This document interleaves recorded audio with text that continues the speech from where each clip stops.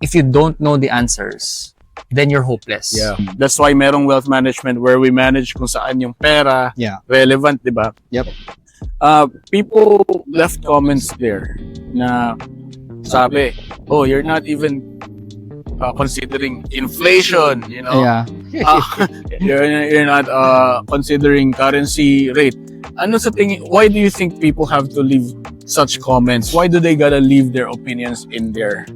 Well, I think we're scared of not being adequate. Okay. What I mean with that is going back nga to the education system natin. Ano yung pinaka nakakahiya na mangyari sa school? Bumagsak ka sa exam. 'Di ba? Kasi parang hindi mo alam yung sagot. So bobo ka. So you're not gonna usually pag anong sinasabi ng teacher, dapat ayusin mo yung grades mo. Kasi pag hindi, wala kang future. So we're again inculcated taught that if you don't know the answers, then you're hopeless. Yeah. Bobo ka. Bobo ka. Bobo ka. Yeah, and I mean even just that word, no? Saan ba yung mas bobo?